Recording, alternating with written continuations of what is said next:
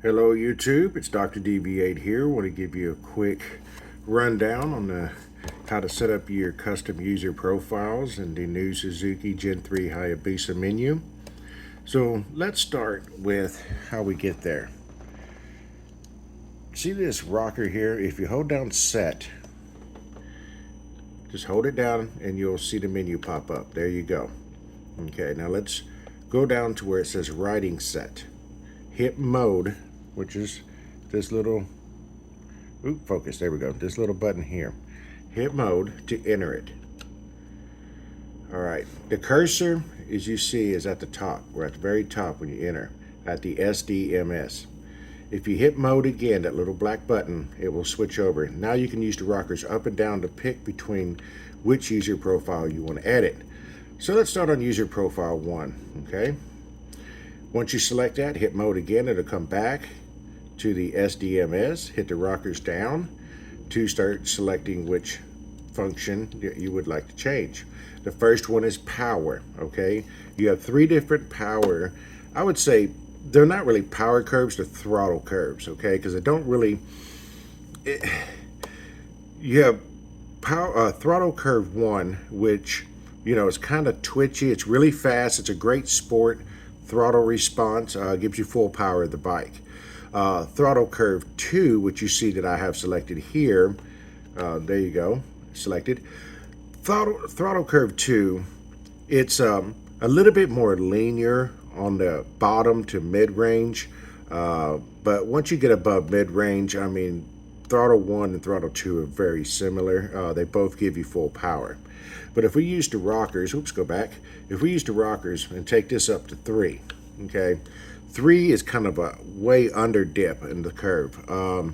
Very, very, you know, soft throttle response, very linear, middle range, but does not give you full throttle at the top.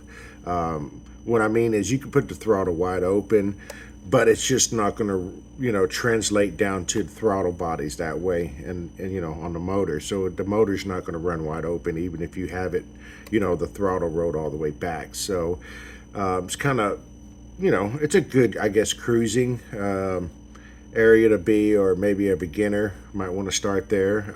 You don't have to really worry about a twitchy throttle or anything like that. I prefer, you know, throttle curve 2, so let's hit mode.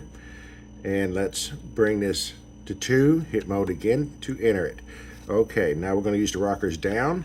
Traction control, I prefer 1, but you can hit mode and you can enter this traction control. By hitting up, you turn it off, or down on the rockers, you can go all the way to 10, okay? I leave mine on 1, that's personal preference, guys. If you're a very unsure rider or you're new to riding or the bike, you might want to raise this up a little bit to at least around 5. But I leave mine on 1. That's my personal preference. Okay. Next, you have lift control. Now you have lift control 1 through 10. I'm going to tell you guys right now, 5, I can't get 5 to lift at all. So if you put this, you hit mode, enter, and you go up to lift control 5, I just, under normal riding circumstances and even really hard acceleration, it just won't lift. I mean, she'll flash lift control at you. It just won't lift. But I can tell you, without a doubt, on 1, she will lift. The bike will come up fairly often on you on 1. Doesn't really bother me, so I leave mine on 1. All right, now we'll go down here to EB. EB is engine brake, okay?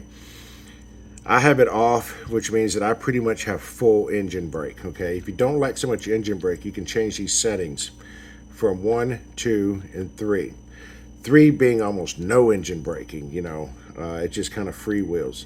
And then, you know, 1 being aggressive, but not as aggressive as if you turned it off, you know, full engine brake pretty much. Okay. And then you have quick shifter.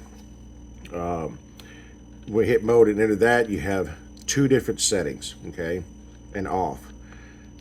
Quick shifter 1 is kind of a blip. It's a real fast, real sporty quick shift. I mean, if you're racing, sport riding, track riding, anything like that, 1 is definitely your go-to.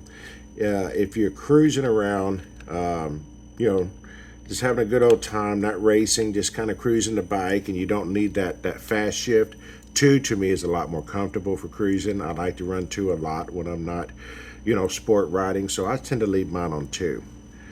Okay, once we have all these settings set, okay, well, now we want to hit down one more time till you see that cursor block go to exit. Once you hit exit, it's saved. You saw it flash and then it went up, it's saved, okay? And then we go to exit here, and you can see those are my settings. Traction control 1, you know, power at 2, which is where I set it. So these settings will stay permanently the way you set them and save them. Now, just if you go to the SDMS A, B, or C, which are these A, B, and C, you can make changes to each one of these individually, but they will not stay. This moment you turn the bike off, I can demonstrate that now. See, so we're on C, okay? I'm gonna hit mode again and drop down to power.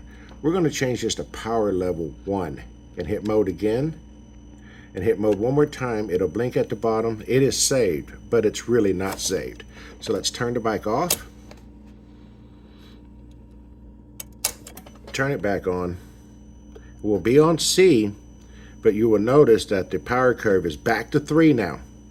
So any of the factory A, B, and C from the SDMS settings from Suzuki, you can temporarily change them while you're riding, but you cannot, you cannot save them, meaning permanently. As soon as you turn the bike off, they will resort back default.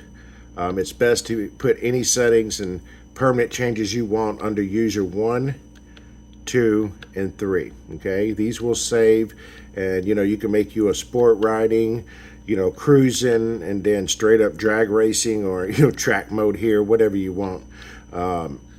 This is definitely the place to do it. I hope this helps, guys, and keep it safe, and look for another video. Thank you.